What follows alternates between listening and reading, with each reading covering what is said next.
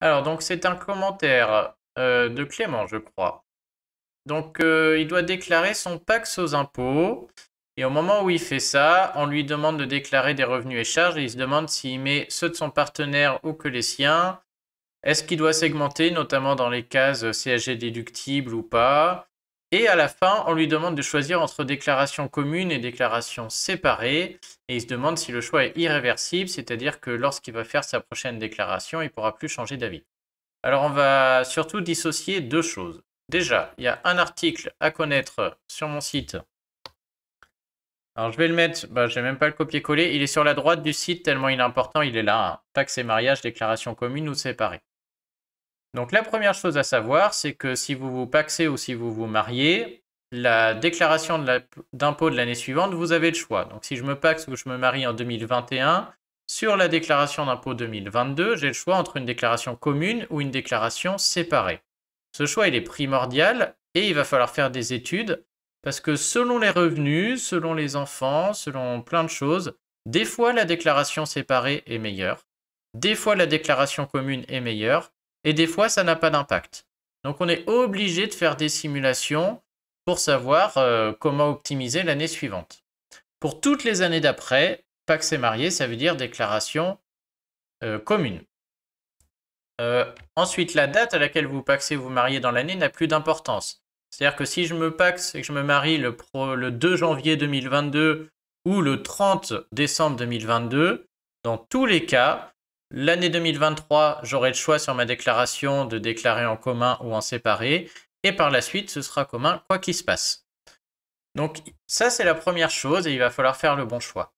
Ici, la question de la personne, c'est encore autre chose, c'est-à-dire qu'elle s'est pacsée, mais on n'est pas encore à la déclaration d'impôt, elle est en train d'essayer de déclarer son changement de situation en ligne.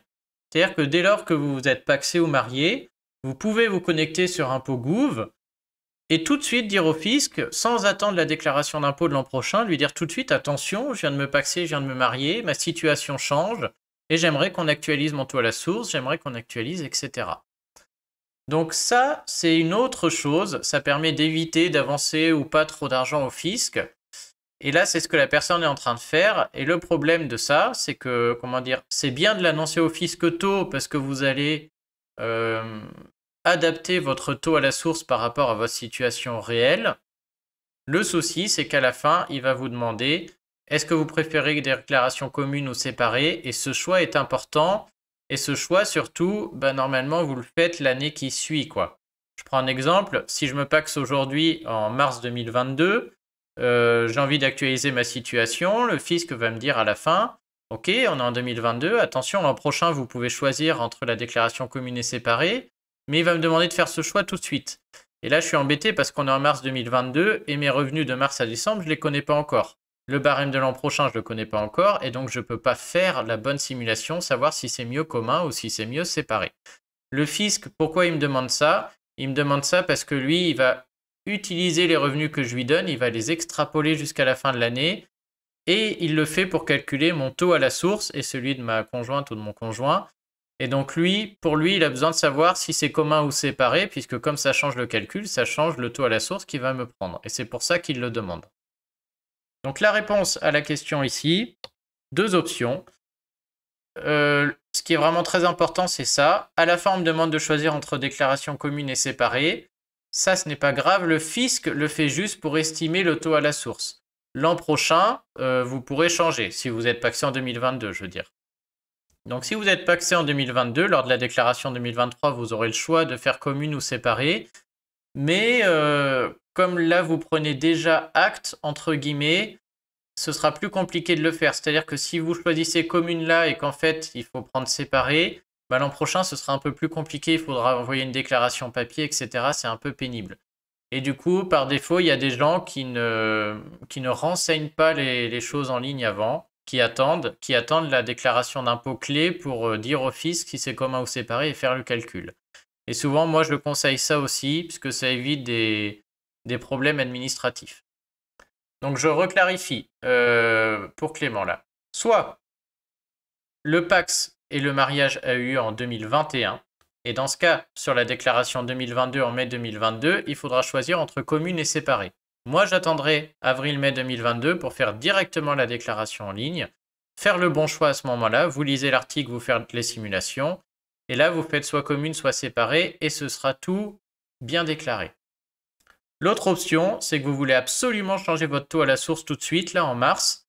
Et bien là, vous devez aller sur votre espace impôt Gouv, renseigner vos futurs revenus et indiquer au fisc si vous allez choisir commune ou séparé. Ce n'est pas un choix que vous faites pour l'impôt, c'est juste pour qu'il calcule le taux à la source.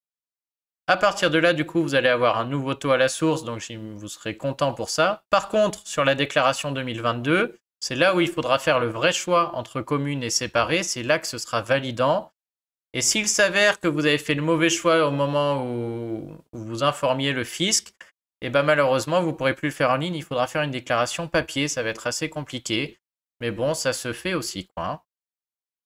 Donc voilà, voilà un peu le nœud de l'histoire. Donc on clarifie par écrit. Bonjour. On va distinguer. Il faut distinguer le moment de la déclaration où on valide la déclaration séparée ou commune et le fait de vouloir informer le fisc du PACS pour changer le taux. Ça va être difficile d'être clair ici. Ok, on va prendre un exemple. Si le PACS a lieu en 2021, par exemple. Donc le PACS a lieu en 2021. Lors de la déclaration 2022 des revenus 2021 en mai 2022, il faut choisir entre commune ou séparé en faisant les simulations et comme indiqué dans l'article. Comme indiqué dans l'article. C'est ce choix qui va influer sur l'impôt. Et c'est là clairement qu'il ne faut pas se tromper, puisque c'est ce choix qui va faire que vous allez payer moins ou que vous allez payer trop, hein. Donc c'est là qu'il ne faut pas se tromper. Avant la déclaration, vous avez tout le loisir de prévenir le fisc du changement de situation. Mais si vous le faites, on va d'abord lui dire, cela peut uniquement servir à moduler le taux à la source, qui, je le rappelle, n'est qu'une avance, hein, qui ne représente pas l'impôt. Mais le fisc vous oblige à faire le choix entre commune ou séparé, car il en a besoin pour calculer le taux. Ce choix pourra être changé au moment de la déclaration clé, donc de mai 2022.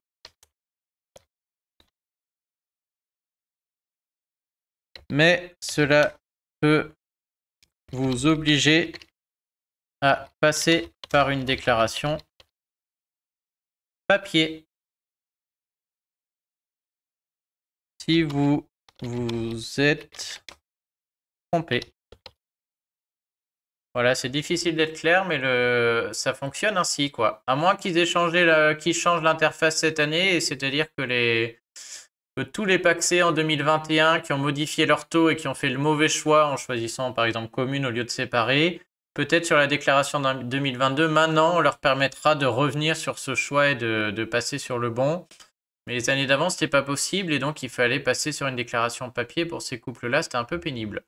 Donc jusqu'ici, c'est vrai que moi je préfère des gens qui ne déclarent pas trop au fisc et qui attendent la déclaration d'impôt clé pour informer le fisc et faire le bon calcul, quoi.